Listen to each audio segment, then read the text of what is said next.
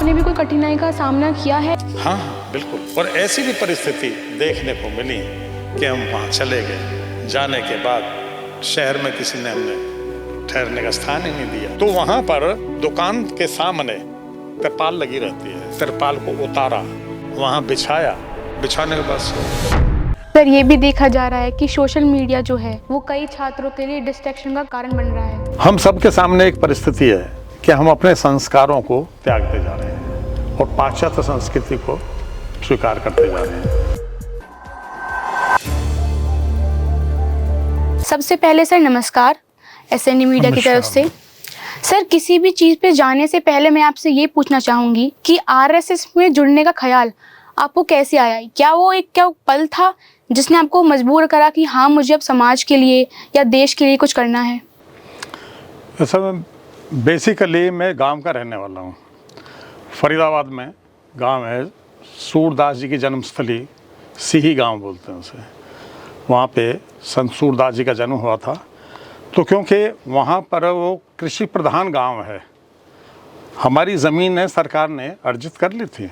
और उसके बाद मैं अपने फार्म की तरफ ही सुबह घूमने के लिए जाता था, तो एक कार्यकर्ता मुझे मिले। उन्होंने मुझसे ये प्रश्न किया कि इधर कहाँ जाते हो? मैंने कहा सुबह घूमने के लिए जाता हूँ, फार्म पे ज़रा व्यायाम करके आ जाता हूँ। तो कि व्यायाम तो आप यहाँ भी कर सकते हो। मैंने कहा क्या आरएसएस की शाखा लगती है? मैंने कि भाई वो क्या दंड चलाना सिखाते हैं? यानी मेरे मन में ऐसा भाव था कि मैं दंड चलाना सीखूं। और आज भी जो मेरी रुचि है वो दंड युद्ध में ही रहती है कि इस आयु में भी मैं जो स्वयंसेवक होते हैं उन्हें दंड युद्ध ही सिखाता हूँ। तो मेरे मन में जो ये भाव था दंड युद्ध सीखने का, तो उन्होंने कहा कि हाँ वो सिखाते हैं। तो जब मैं वहाँ पे गया तो वहाँ गया तो था दंड युद्ध सीखने के लिए, वो तो सीखा ही खैर। लेकिन जब वहाँ पर मैंने बौद्धिक सुने, लोगों से मिलता था, वहाँ के जो मुख्य शिक्षक कार्यवाह और जो प्रांत के और विभाग के कार्यकर्ता आते थे, तो जब उनका उद्बोधन सुनने का मुझे सौभाग्य प्राप्त होता था, तो पता लगता था कि आरएसएस जो संगठन है वो केवल दंड युद्ध सिखाने वाला नहीं है, या केवल खेल खिलाने वाला क्रीड़ा क्षेत्र नहीं है ये, और ना ही यहाँ पर कोई रंगमंच का कार्यक्रम होता जब हम गीत गा रहे होते हैं। तो जब वहाँ जाके पता लगा कि ये एक व्यक्ति की चहुमुखी विकास के लिए एक संस्था है और जिसका मुख्य उद्देश्य है राष्ट्र को परम वैभव पर ले जाना। तो तब मुझे वहाँ जाके लगातार जब मैं वहाँ पर शाखाओं में जाता रहा, तब मुझे पता लगा कि इस प्रकार से ये अपना संगठन काम करता है। तो विभिन्न दायित्व मिलते रहे, शिक्षण होता रहा, और शिक्षण के बाद जो अंतिम शिक्षण होता है हमारा तृतीय वर्ष का, तो तृतीय वर्ष के लिए नागपुर गया और वहाँ शिक्षण प्राप्त किया। प्राथमिक, प्रथम, द्वितीय, फिर तृतीय, और उसके बाद शिक्षक के नाते भी मेरा जाना हुआ। 14 बार मैं शिक्षक के नाते गया। फिर वहाँ पर भी, अब जहाँ मैं पहले सीखने के लिए जाता, फिर सिखाने के लिए जाना हुआ मेरा। और फिर वहाँ पर भी मेरी वो रुचि कि भाई हम यहाँ किस लिए आते हैं? असल में आप शाखा में इतने दिन से आ रहे हैं, आप वर्ग करने के लिए आए हो, तो यहाँ पर क्या सोच के आए थे? तो फिर हमारा एक ही लक्ष्य कि हम जो यहाँ पर आते हैं ये शिक्षा लेने के लिए आते हैं कि हमें राष्ट्र के उत्थान के लिए क्या क्या करना चाहिए, हमारी शिक्षा पद्धति कैसी होनी चाहिए, हमारा स्वयं का व्यवहार कैसा होना चाहिए। तो वो हम वहाँ पर सीख और सिखाने का काम करते थे।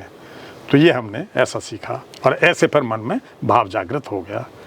सर, जैसे हम जानते हैं कि संघ के दृष्टिकोण से शिक्षा केवल एक डिग्री नहीं है बल्कि राष्ट्रभक्ति की संस्कार है, तो ऐसा क्या हम करें कि जो हमारे युवा हैं, युवा पीढ़ी हैं, उनमें वो विचार जागरूक हो और वो अपने देश के लिए ऐसे ही कुछ काम या अपना योगदान दें?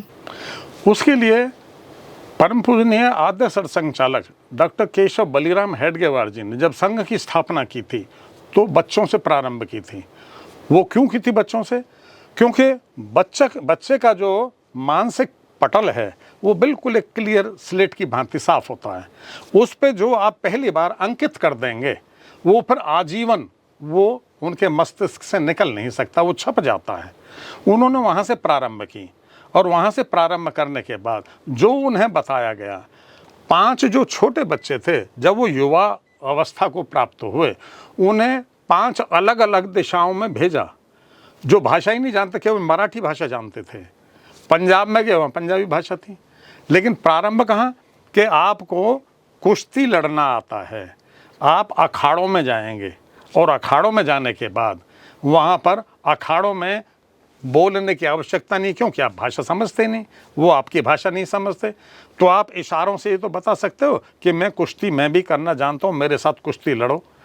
वो आपसे ज़्यादा ताकतवर होंगे, तो आप उन्हें जो दाव पेच कुश्ती के हैं वो आप उन्हें बता सकते हो। तो उन्हें कुश्ती के दाव पेच बताए और फिर उसके बाद उन्होंने प्रार्थना बोलनी प्रारंभ की कि आप ऐसे प्रार्थना बोलिए। प्रार्थना संस्कृत में, संस्कृत तो यहाँ के लोगों को भी आती है, साउथ को भी आती है। संस्कृत में प्रार्थना बोलनी उन्होंने प्रारंभ की। फिर उन्होंने कहा भी इसका अर्थ भी समझाइए। अब वहाँ इतने दिन रहते हुए उनकी भाषा भी उन्होंने धीरे धीरे सीख ली थी और फिर उन्हें बताना प्रारंभ किया। और फिर उन्हें बताया कि इसका अर्थ ये है कि जो ये प्रार्थना हम बोल रहे होते हैं इसका अर्थ इस प्रकार से है।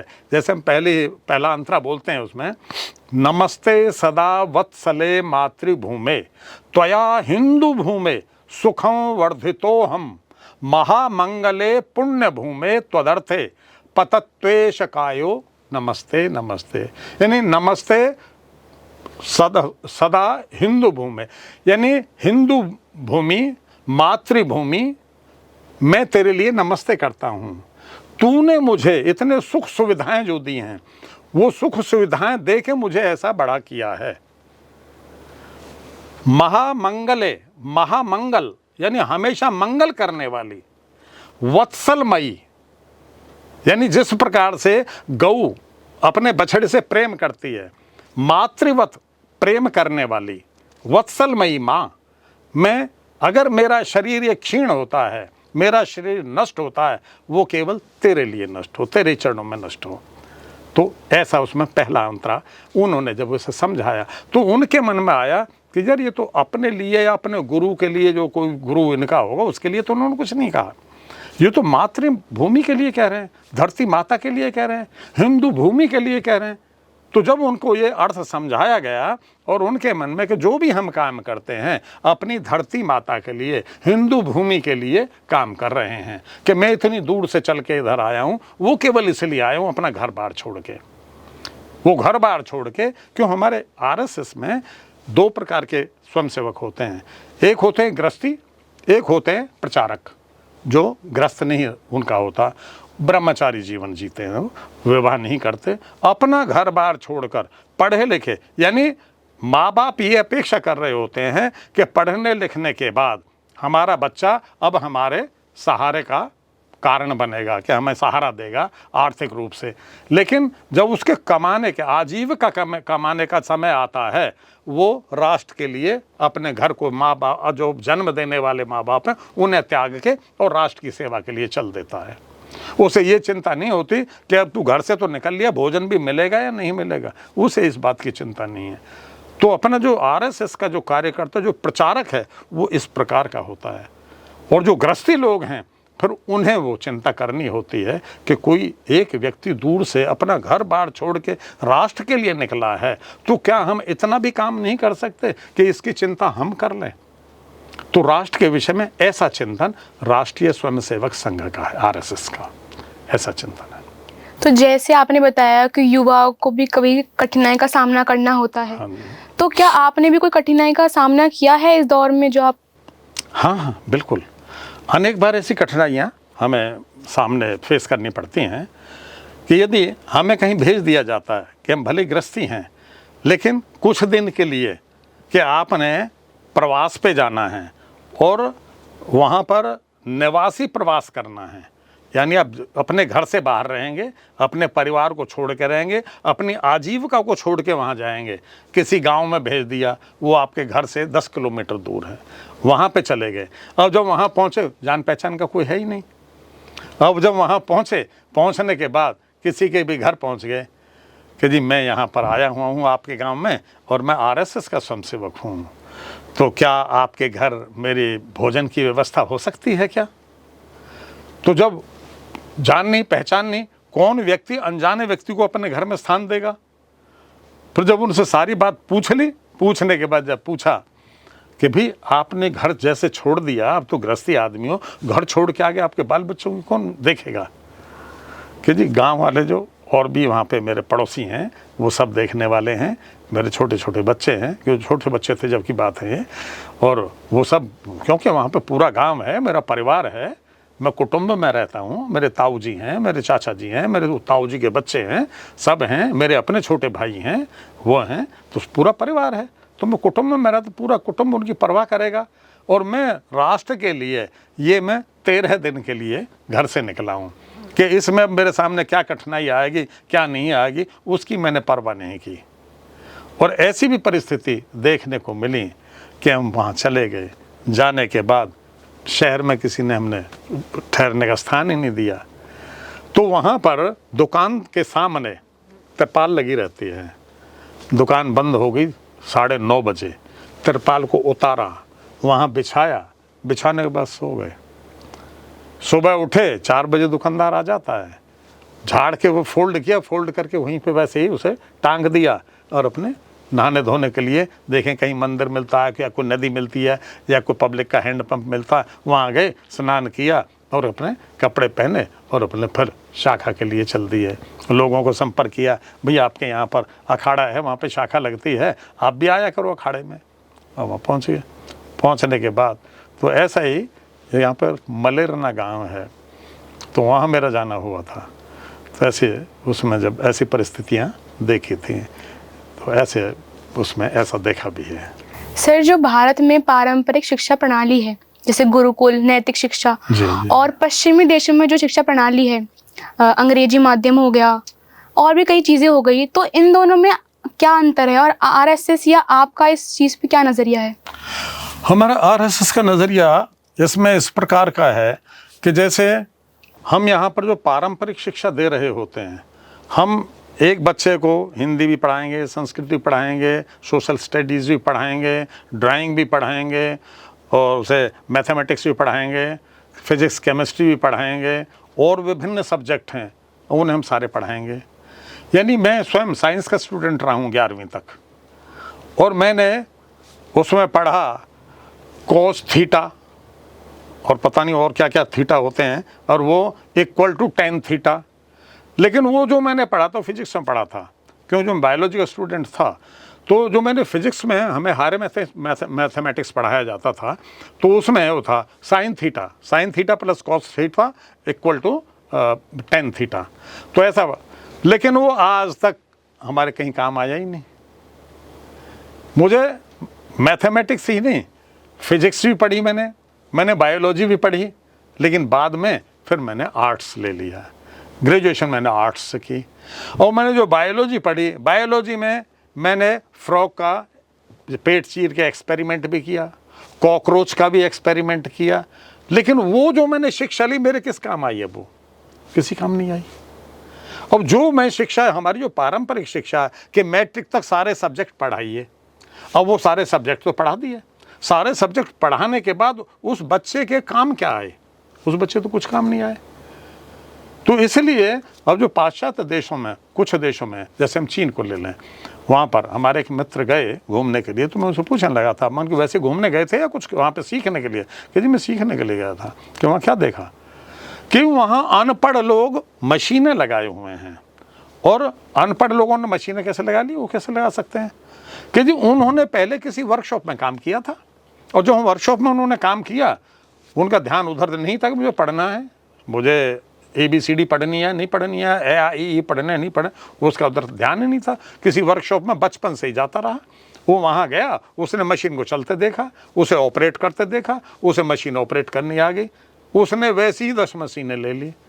हमारे यहाँ पे एक मशीन लेंगे, एक मशीन में पहले ही नकारात्मक सोच के चलेंगे, पता नहीं ना चले तो उसे बेच दूंगा, पहले ये सोच के चलेंगे ना चले तो वहाँ पर वो मैं सीख के आया कि नहीं, जो हमने काम जो सीखा है उसे हम अपने उसमें आचरण में ले आएं और उसे फिर प्रोडक्शन प्रारंभ कर दें।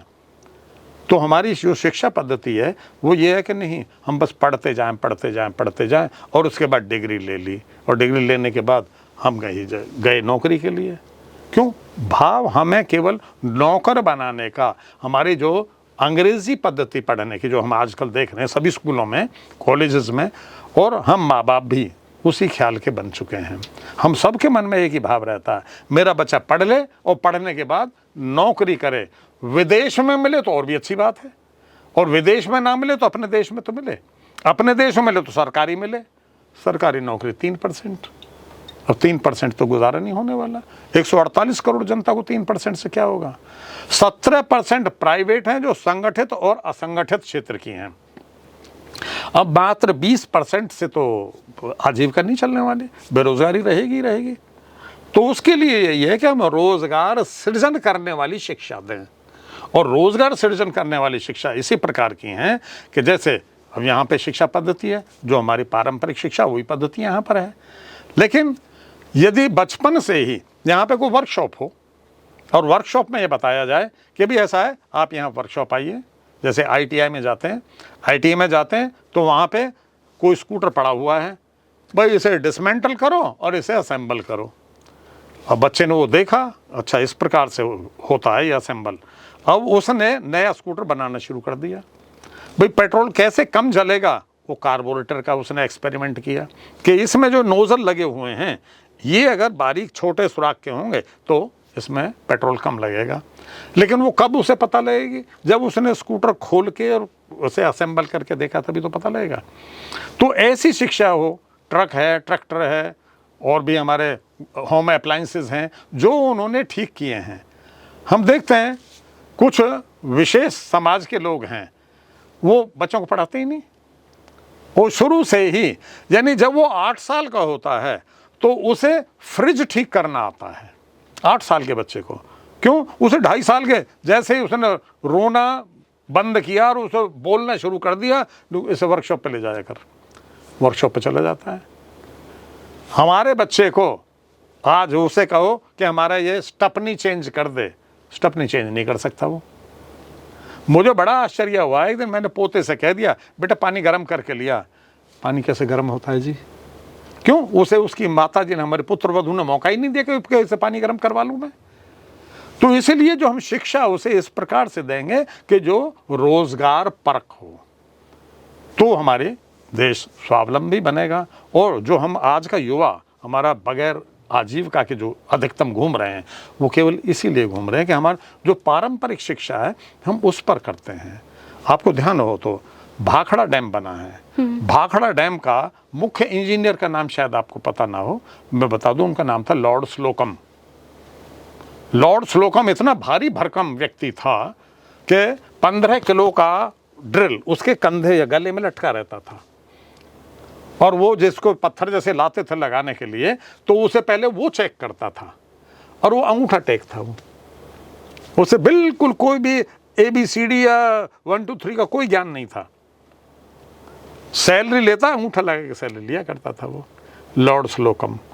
और वो जब पत्थर को चेक करता था तो सीने पे उसको रख के, उसको क्या नाम है, ड्रिल को जब ऐसे ऐसे जोर लगाता था कि इसमें ड्रिल घुस गया तो इस पत्थर को रहने दो, इसका मतलब ये पत्थर कमज़ोर है, इसे नहीं लगाना, क्योंकि ये डैम कोई 1 आध साल के लिए नहीं बन रहा। तो ऐसे उसने अनपढ़ व्यक्ति ने भाखड़ा डैम बनाया। तो यदि उसने पहले डिग्री पास करो, डिग्री लेने के बाद जब फिर अप्लाई करो, और अप्लाई करने के बाद जब नौकरी लो, तब बनवाएंगे हम तो। और आज हमारे कहीं भी नौकरी के लिए कोई बच्चा जाता है तो उसके सामने ये दिक्कत आती है, डिग्री तो उसके पास है लेकिन उसके पास अनुभव नहीं है बिल्कुल भी, और अनुभव ना होने की वजह से उसके सामने फिर यही दिक्कत आती है। इसलिए संघ में भी ये बताया जाता है कि आप कहीं भी आप डिग्री ले रहे हो, बड़ी अच्छी बात है, लेते रहिए डिग्री, लेकिन उसके साथ अर्न व्हाइल यू लर्न। जब आप लर्न कर रहे हैं उसके साथ अर्निंग भी होना चाहिए, और जब आप अर्निंग करेंगे तो अर्निंग कैसे करें, को काम आता हुआ तो उसी तो करोगे अर्निंग। तो इसलिए आपको कोई ना कोई काम जब आप लर्निंग कर रहे हैं, शिक्षा ले रहे हैं, भले पारंपरिक ले रहे हैं, लेकिन उसके साथ कोई ना कोई आपने काम अवश्य करना है, वो सीख लें, ताकि अगर डिग्री के बेस पर यदि आपको कोई भी आजीविका नहीं मिलती है तो जो आपने काम का अनुभव ले रखा है उसके बेस पे तो मिलेगी, उसके बेस पे तो आप कर लेंगे। तो इसलिए वो शिक्षा पद्धति हमारी में परिवर्तन होना चाहिए। हमारे अखिल भारतीय संगठक हैं श्रीमान कश्मीरी लाल जी, सह संगठक हैं श्रीमान सतीश जी। यहाँ पे जेसी बोस विश्वविद्यालय है, वहाँ पर एक सम्मेलन रखा, अग्रवाल कॉलेज से, गवर्नमेंट कॉलेज फरीदाबाद से, गवर्नमेंट कॉलेज तिगान से, और NIT नंबर 3 में DAV कॉलेज है, वहाँ से विद्यार्थी बुलाए। जेसी बोस विश्वविद्यालय के तो थे ही। तो उन्होंने सारे बच्चों से जो बैठे हो सबसे उनसे एक प्रश्न किया कि भी आप में से ऐसा कौन सा विद्यार्थी है जो लर्निंग के साथ अर्निंग भी कर रहा है। तो 22 बच्चों ने हाथ उठाए। तो एक एक करके से पूछा, तो उनमें अधिकतम ट्यूशन पढ़ाने वाले बच्चे बच्चियाँ थे। तो उन्होंने पूछा, भाई आपको ये कैसे ज्ञान हुआ? कि जी मेरे से छोटी आयु के बच्चे थे, पहले तो मैं अपने घर में छोटी बहन को या छोटे भाई को पढ़ाती थी, और उसके बाद फिर मैंने और जो उस बच्चे ने बताया बाहर जाके मैं तो अपनी दीदी से पढ़ता हूँ, तो वो और बच्चे आने शुरू हो गए, और उन्होंने मुझे फिर मेहनताना देने शुरू कर दिया कि भाई 1 घंटे बच्ची दिमाग लगाती है तो इसे पैसा दे दिया जाए कुछ। तो मेरे पास जो मेरा जेब खर्चा निकलना शुरू हो गया। किसी ने बताया मैं 8,000 रुपये कमाती हूँ, किसी ने बताया मैं 6,000 रुपये कमाता हूँ। तो विभिन्न प्रकार के, एक बच्ची ने बताया कि जी मैं 25,000 रुपये महीने कमाती हूँ। कि बेटे आप 25,000 रुपये कैसे कमाती हो? तो उसने बताया कि सेक्टर 8 फरीदाबाद में ही एक वुमेन पॉलिटेक्निक है, उसने वहाँ से फैशन डिज़ाइनिंग का कोर्स किया था, और फैशन डिज़ाइनिंग कोर्स करने के बाद वो विभिन्न फैक्ट्रियों में नौकरी के लिए घूमी, लेकिन अनुभव तो था नहीं। अब जब अनुभव नहीं था तो उसे नौकरी मिली नहीं। मायूस होके अपने घर पे जाके एक टेलरिंग की जो मशीन होती है वो उसने ले ली, और लेने के बाद टेलरिंग शुरू की। बच्चियाँ आ गई, वो कहने लगी कि हमें भी दीदी सिखा दिया करो। क्या? हाँ, टेलरिंग क्यों, तो मैं फैशन डिज़ाइनिंग सिखाऊंगी। और बच्चियों को फैशन डिज़ाइनिंग सिखाना उसने शुरू कर दिया, और धीरे धीरे बच्चियाँ बढ़ते शुरू हो गई। और जब उसने बताया, उस दिन जब वहाँ पे गए थे, उसने कहा जी मेरी आज 25,000 रुपये मासिक आय है, मैंने अग्रवाल कॉलेज में कॉमर्स में एडमिशन ले रखा है, और मैं अपने माँ बाप से खर्चा नहीं लेती हूँ और माँ बाप को मदद करती हूँ अपनी इनकम में से। एक विद्यार्थी जेसी बोस विश्वविद्यालय का ही था, उससे पूछा कि भाई आप क्या करते हैं? कि जी मैं यहाँ इंजीनियरिंग कर रहा हूँ। कि आपका क्या है इनकम? कि मेरी 90,000 रुपये महीने की इनकम है। तो फिर आपको नौकरी करने की, ये पढ़ने की आवश्यकता क्यों पड़ गई? कि जी मुझे आवश्यकता इसलिए पड़ी, मैं +2 पास हूँ, और +2 जब कर रहा था तो एक ऐसे ही इसके कंप्यूटर रिपेयर वाले की दुकान पे जाया करता था यूँ ही घूमने के लिए।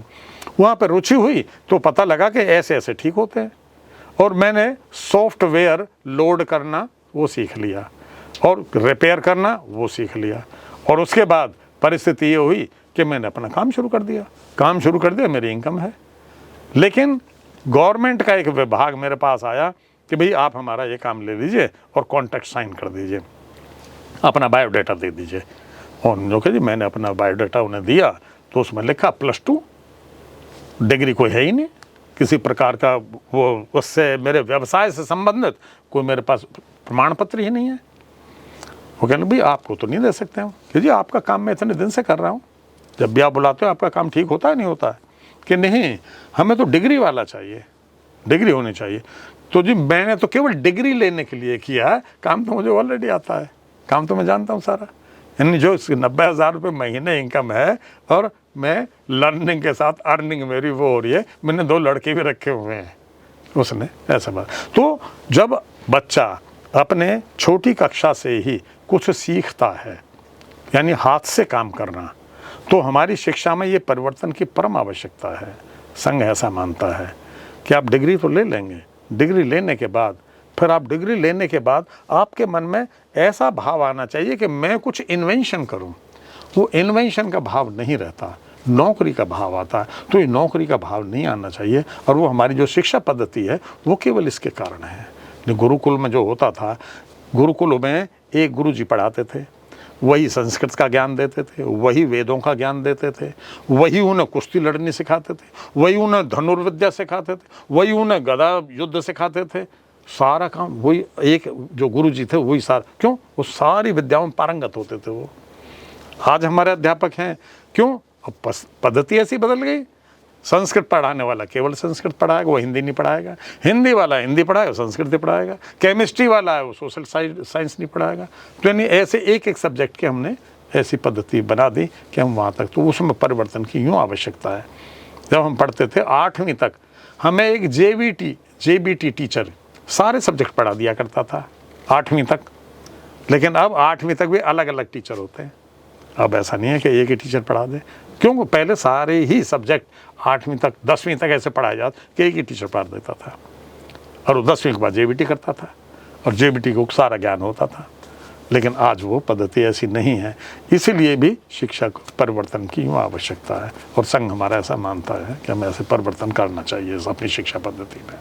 तो जैसे कि आपने कहा लर्निंग विद अर्निंग, हाँ जी, तो इसका मतलब आपके नज़रिए में थ्योरी के साथ साथ प्रैक्टिकल चीज़ें बहुत ज़रूरी हैं। अवश्य होना चाहिए। सर, मैं आपसे ये और जानना चाहूँगी, जैसी हमारी नई शिक्षा नीति आई है, तो उसमें ऐसी कौन सी या अच्छाई या बातें हैं जिनका आरएसएस समर्थन करता है? तो ऐसा है, यानी कुछ परिवर्तन इस प्रकार के उसमें हमने देखे हैं कि वो असलियत में तो पहले जैसे ही हैं, उसमें नया कुछ देखने को नहीं मिलता है। नहीं तो पहले परिवर्तन हुआ था, और उसमें क्या परिवर्तन आया था, ओल्ड फरीदाबाद में एक आईटीआई है, और उसमें आईटीआई के साथ +2 का सर्टिफिकेट भी मिलता था कि यदि आप +2 के बाद आप कुछ और पढ़ना चाहें तो वहाँ पर पढ़ सकते थे। अब ऐसी ही यदि शिक्षा पद्धति रहे और ऐसा ही शिक्षा विभाग का विचार रहे कि यदि कोई और आगे पढ़ना चाह रहा है, और ये प्रैक्टिकल ज्ञान ले ही रहा है, और इसके साथ साथ वो थ्योरेटिकल ज्ञान इस प्रकार का लेके वो और आगे पढ़ना चाहे तो और आगे भी पढ़ ले, तो असल में तो ऐसा होना चाहिए। लेकिन नाम बदलने से केवल वो परिवर्तन नहीं हो जाता। तो इसलिए हमारा संघ ये कहता है कि नहीं, वो ऐसी ही होनी चाहिए कि उसमें हमारा प्रैक्टिकल का अधिकतम उपयोग होना चाहिए। ये हमारा मानना है। सर, ये भी देखा जा रहा है कि सोशल मीडिया जो है वो कई छात्रों के लिए डिस्ट्रैक्शन का कारण बन रहा है, तो हम ऐसा क्या करें जिससे वो अनुशासन, मतलब एक सीमा पर चलें जिन्हें सही राह मिले? उसका एक कारण है, हम सबके सामने एक परिस्थिति है कि हम अपने संस्कारों को त्यागते जा रहे हैं और पाश्चात्य संस्कृति को स्वीकार करते जा रहे हैं। तो हम सबके सामने यूँ दिक्कत आती है कि जैसे ही प्रभात में उठता है व्यक्ति, उसे अनुशासन का पाठ उससे पहले दिन से सिखाया शुरू कर दिया जाता है, जब से उठता तभी से ही। जैसे हम सुबह उठते ही, जैसे प्रभात में उठेंगे, आगे कर दर्शन करते हैं हम, कर आग्रे वस्ते लक्ष्मी, कर मध्य सरस्वती, कर मूले तो गोविंदम, प्रभाते कर दर्शनम। उसके बाद हम धरती वंदन करते हैं, समुद्र वसने देवी पर्वतस्थन मंडले विष्णुपति नमस्तुभ्यम पाद स्पर्शम क्षमस्व में। उसके बाद फिर हम तीसरा काम करते हैं, जो हमारे बुजुर्ग हमसे बड़े हैं, जो भी भैया है, भाभी है, पिताजी हैं, माताजी हैं, दादाजी है, दादी जी, कोई भी हमारे परिवार में, उनके चरण स्पर्श करते हैं। और उसके बाद जब वो स्नान वगैरह नित्य कर्म से निवृत्त होता है, उसके बाद उससे कहते हैं, बेटे झूठ नहीं बोलना, बेटे उल जलूल चीज़ें नहीं खाना, बेटे समय से जाना, समय से वापस आना, ये सिखाते थे। लेकिन आज बच्चा जैसे ही उठेगा, बच्चा उठेगा कब? बच्चा तब उठेगा जब उसे माँ बाप जगा रहे होंगे और उसे कहेंगे बेटे गुड मॉर्निंग, और जैसे गुड मॉर्निंग वो बच्चा बोलेगा, बेटा तेरा रिक्शा वाला आ गया, फटाफट जल्दी मुंह धो ले और चल दे। लेकिन संस्कार वाली तो बात ही खत्म हो गई। और जब संस्कार वाली बात नहीं रही तो फिर माँ बाप के पास बच्चों को ये समझाने का ही समय नहीं है कि जो आप ये मोबाइल का यूज़ कर रहे हो, कंप्यूटर का यूज़ कर रहे हो, और ये दिनों रात आप इसी में घुसे रहते हो, और उससे कोई भी लाभ की या जीवन में काम आने वाली कोई भी वस्तु का या कोई भी संस्कार का काम कर ही नहीं रहे हो, तो वो बच्चा माने कैसे, या उसे समझाओ कैसे? एक और भी रहता है, आपने देखा होगा कि जब हम सुबह पढ़ा करते थे, हमारे माँ बाप उठ जाते थे हमसे पहले ही और हमें जगाते थे। जगाने के बाद, बेटे तुम्हारे पढ़ने का समय हो रहा, नित्य कर्म से निवृत्त हो और पढ़िए। वो सोते नहीं थे, वो जगे रहते थे पहले भी, और बच्चे को जगा तो भी वो जगे रहते थे। आज परिस्थिति क्या है? बच्चे को एक तो अलग कमरा दे रखा है, और दूसरा माँ बाप जगाया, पहली बात तो जगाते ही नहीं, और अगर जगा भी दिया खुद सो गए, या जग गए तो मोबाइल देख रहे हैं खुद। और बच्चा क्या करेगा? पर उसने मोबाइल लिया, वो देख, उसने पापा तो खुद लिए बैठे हैं, मम्मी का मोबाइल बच्चे ने ले लिया। तो फिर अगर आप बच्चे से कह रहे हैं बेटा पढ़ रहा है, तू मोबाइल देख रहा है, और बच्चे हमने इतने स्वतंत्र कर दिए हैं, बच्चा तुरंत जा पापा आप भी तो देख रहे हो, ये हमारे मन के बच्चों के मन में भाव घुस चुका है। और वो हम तभी कर सकते हैं जबकि मैं अपने आप पे कंट्रोल करूँगा, तो जो बच्चा भी उससे मैं कह पाऊँगा। तो जब तक हम जो काम हम परम पूज्य डॉक्टर साहब ने ये बात कही, जो आप दूसरे से चाह रहे हो वो आप स्वयं करिए, आप अपने व्यवहार से उसे समझाइए, भाषण से नहीं। आप काम करिए वो जो आप दूसरे से चाह रहे हैं। तो वो उस एक तरीका है कि जो हम बच्चे से चाह रहे हैं, बच्चे से कह रहे हो पढ़ ले, मैं पढ़ ही नहीं रहा, अरे मैं अखबार तो पढ़ सकता हूँ, मैं कोई पुस्तक लेके तो पढ़ सकता हूँ, मेरे वह काम में आने वाली है, मैं लॉ का विद्यार्थी हूँ, तो मैं कम से कम लॉ की पुस्तक ही पढ़ना शुरू कर दूँ। तो बच्चा देखेगा हाँ पिताजी पढ़ रहे हैं तो मैं भी पढ़ लेता हूँ, दादाजी पढ़ रहे हैं तो मैं भी पढ़ लेता हूँ। लेकिन मैं कह के और सो गया तो बच्चा नहीं पढ़ेगा फिर। तो उसमें ये अनिवार्य है, उससे हम तब उसे दूर कर सकते हैं कि जब स्वयं हम उससे दूर हों। तो इसलिए वो डिस्ट्रक्शन का कारण है, इसलिए हम उसे बच्चे को नहीं रोक पा रहे हैं और बच्चे डिस्ट्रक्शन की तरफ जा रहे हैं। सर, हमने आपको बहुत बार स्वदेशी वस्तुओं का प्रचार करते हुए देखा है, तो मैं आपसे जानना चाहूँगी कि आपके नज़रिए से, आपके अकॉर्डिंग स्वदेशी का मतलब क्या है? स्वदेशी का मतलब स्वत्व का बोध। अब स्वदेशी सामान्यतः सामान्य व्यक्ति सोचता है कि हमें ये सामान भारत का बना है तो ये ले लेना है, ये भारत दूसरे देश का बना है ये नहीं लेना है। नहीं, सामान तक सीमित नहीं है ये विषय। हमें अपनी संस्कृति का ज्ञान होना चाहिए कि हमारी अपनी संस्कृति क्या है। हमें अपना जो भारतवर्ष है, भारत की भौगोलिक राजनीतिक क्या परिस्थिति है उसका हमें ज्ञान होना चाहिए। हमारा देश किस प्रकार से उन्नत हो सकता है, वहाँ पर हमें पूरी तरीके से स्वदेशी स्वत्व आचरण और वस्तु दोनों का उपयोग होना चाहिए। और यदि हम ऐसा नहीं करते, हम केवल वस्तु तक सीमित रहते हैं, तो हर वस्तु के बारे में तो लोगों को पता ही नहीं है कि ये स्वदेशी है विदेशी है। और यहाँ तक नौबत आती है, ऐसी परिस्थितियाँ आप देखेंगे कि हम सब समझ रहे हैं कि ये स्वदेशी है। जैसे हिंदुस्तान लीवर लिमिटेड स्वदेशी नहीं है, विदेशी है, लेकिन सभी लोग ये सोचते हैं हिंदुस्तान लीवर लिमिटेड की जो चीज़ बनी हुई है वो स्वदेशी है। पीटर इंग्लैंड, हम सोच रहे हैं इंग्लैंड की है, लेकिन वो भारतवर्ष की है। तो उसका ज्ञान हमें जब तक नहीं होगा, तो स्वत्व का बोध कराने के लिए वो भी वहीं से प्रारंभ होता है कि हम स्वत्व का बोध कराएं कि स्वत्व क्या है। यदि हम केवल यही सोचते रहें कि नहीं वस्तु केवल स्वत्व कि ये हमारी स्वदेशी है, अगर वहीं तक सीमित रहेंगे, नहीं, उसे संस्कार स्वत्व के मिले ही नहीं। जिसको आदमी को संस्कार स्वत्व के नहीं मिलेंगे, वो ना तो स्वदेशी का उपयोग कर सकता है, ना वो आचरण स्वदेशी का रख सकता है, ना उसे भारतवर्ष से प्रेम हो सकता है। तो उसमें स्वत्व का बोध बचपन से ही डाला जाए और उसके मन में फिर ये आए कि ये मेरा है, ये मेरे माता पिता हैं, मुझे इनका सम्मान करना चाहिए, ये मेरे पड़ोसी हैं, मेरे चाचा ताऊ हैं, मेरे दादा दादी हैं, मेरे भाई बहन हैं, इनका मुझे सम्मान करना चाहिए। लेकिन केवल यहीं तक ही नहीं, ये प्राणी मात्र है। ऐसा नहीं है कि मैं इंसान का तो, मनुष्य का तो, मानव मात्र का तो सम्मान करूं, लेकिन पशुओं के पीछे बल्लम लेके और फरसा लेके उन्हें काटने के लिए चल दूं। नहीं, उनका भी सम्मान उतना ही करने की आवश्यकता होती है। तो वो स्वत्व का भाव है।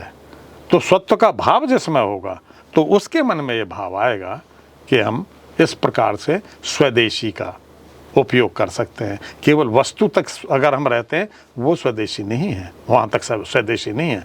क्योंकि हमारे सामने जब हमारी इंटरनेशनल ट्रीटी होती है, अंतर्राष्ट्रीय संबंध हैं, व्यापार हैं, और जो अंतर्राष्ट्रीय व्यापार के जो संबंध होते हैं, हमारे राष्ट्र की दूसरे राष्ट्र से ये एग्रीमेंट होता है कि हम उनका सामान खरीदेंगे और अपना सामान उन्हें देंगे। और यदि हम यहीं तक सीमित रहेंगे, नहीं हम तो अपना सामान तो देंगे, वो फिर वहाँ पे लेंगे ही क्यों, उनका हमें भी लेना पड़ेगा। तो हम उससे अच्छी गुणवत्ता का सामान अगर यहाँ पे बनाएंगे, गुणवत्ता उसकी अच्छी होगी, तो विदेशी को हम उपयोग में लाएंगे ही नहीं, हम केवल अपने स्वदेशी को उपयोग में लाएंगे। तो हमें कहने की किसी ज़रूरत नहीं पड़ेगी। अब ज़रूरत क्यों पड़ती है?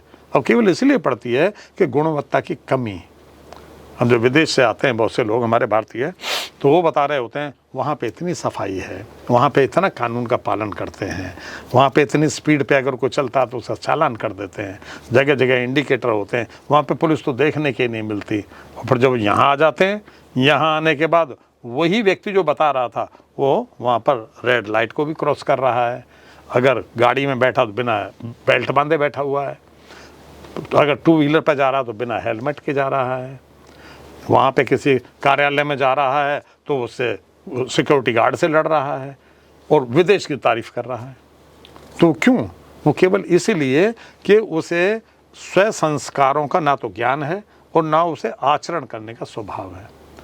तो इसीलिए केवल स्वत्व स्व या स्वदेशी केवल वस्तुओं तक सीमित नहीं है, उसमें ये बड़ा ही बृहद क्षेत्र है जिसमें हमें चारों तरफ का ध्यान रखना होता है।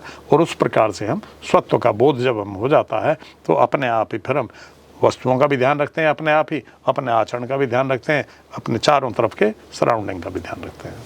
सर जैसे आपने बोला क्रूरता पशुओं के ऊपर, उनकी हिंसा, सब कुछ, तो आरएसएस ने क्या योगदान दिया है इस चीज़ के ऊपर? आरएसएस के अपने कार्यकर्ता, अपने अधिकारीगण सभी के घरों में जाते हैं, तो भी जब हमारी बैठकें होती हैं तो भी, शाखा होती है तो भी, वहाँ पर यही बताते हैं कि हमारे पास जो ये दंड है ये पीटने के लिए नहीं है कि आप युद्ध विद्या में पारंगत हो गए, ये केवल इसलिए हो गए कि यदि कोई आतताई आक्रमण करता है तो उस आतताई को रोकने के लिए, जिस पर वो आक्रमण कर रहा है, अत्याचार कर रहा है, उसकी सुरक्षा के लिए दंड है। ये जो आपने युद्ध विद्या सीखी है या आपने दंड या नियुद्ध जो आपने सीखा है, ये केवल इसलिए सीखा है कि किसी पर यदि अत्याचार हो रहा है उसे आप उसकी रक्षा करेंगे, उसके लिए।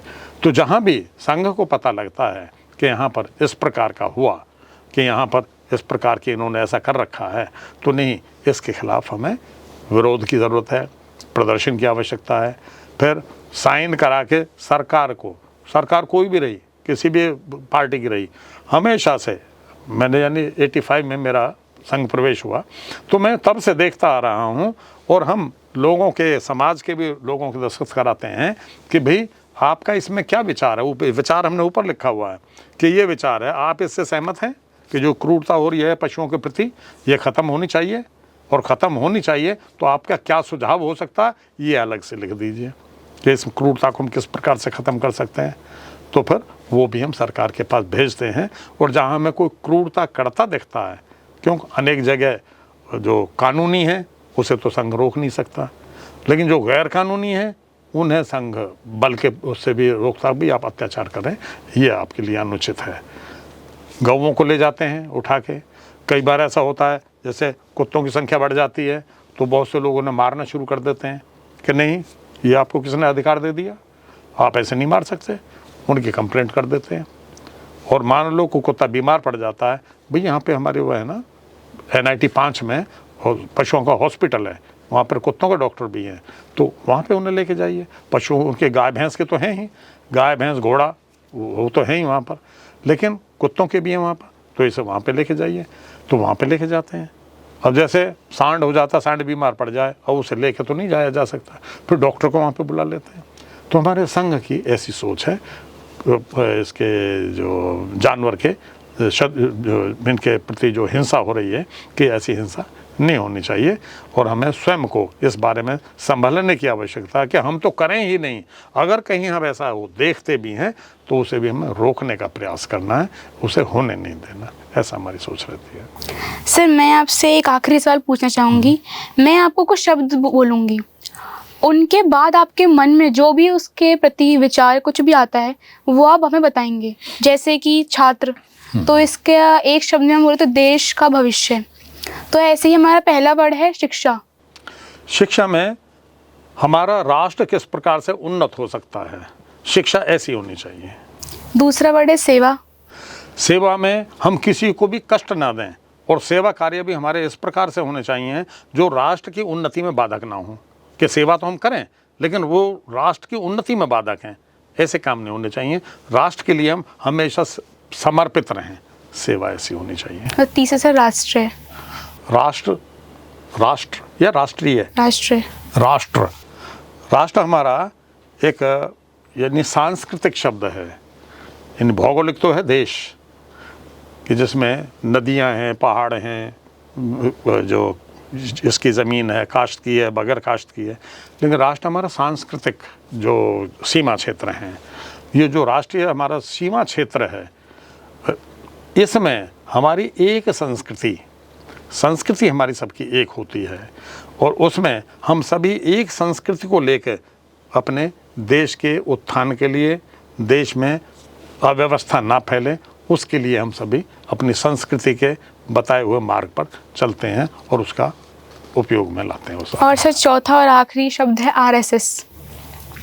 आरएसएस तो आज की डेट में तो छोटा सीमित शब्द नहीं रह गया, ये तो बहुत ही बड़ा, और इस पे तो अब शोध हो रहे हैं। अपना शोध संस्थान दिल्ली में बना है अभी, और उसका भी पिछले महीने उसका वो उद्घाटन हुआ था, उसमें भी मैं था वहाँ पर। तो वो तो आरएसएस तो अब इस प्रकार का हो गया है, इसके 135 तो संगठन छोटे बड़े बन गए हैं। किसी भी क्षेत्र में आप जाएं, ऐसा आप स्थान नहीं पाएंगे कि जहाँ पे आरएसएस का कार्यकर्ता आपको काम करता हुआ नहीं मिलेगा।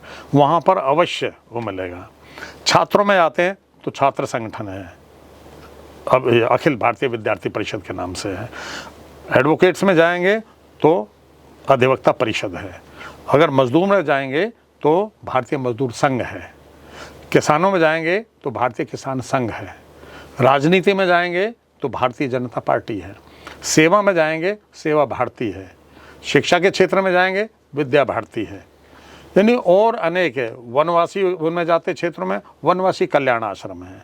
अगर ग्राहकों में, जैसे ग्राहक होते हैं अपने सामान खरीद के लाते हैं, उनमें भी अब उनकी व्यथाएं सुनने के लिए ग्राहक पंचायत है। समूह बना के काम करते हैं लोग, सहकार भारती है। तो ऐसे हमारे अनेक ऐसी संस्थाएं हैं कि जो हर क्षेत्र में कहीं भी आप कोई भी नाम लेके सोचिए और वहाँ पे हमारा संगठन काम कर रहा है। अब ऐसा नहीं है कि हम कहीं भी कोई भी हमसे समाज का कोई भी अंग छूटा हो, ऐसा कोई नहीं है। सब जगह हमारा संगठन आरएसएस का काम करता है। तो ये था हमारा विशेष संवाद, जिसमें हमने श्री राजेंद्र शर्मा जी से पशुओं, राष्ट्र और कई चीज़ों पर बात करी। आशा करते हैं उनके दिए हुए सुझाव से युवाओं को एक नई प्रेरणा मिलेगी। एसएनडी मीडिया की तरफ से उनको एक बार और धन्यवाद, और आप सब श्रोताओं का भी जिन्होंने इस संवाद को सुना। धन्यवाद।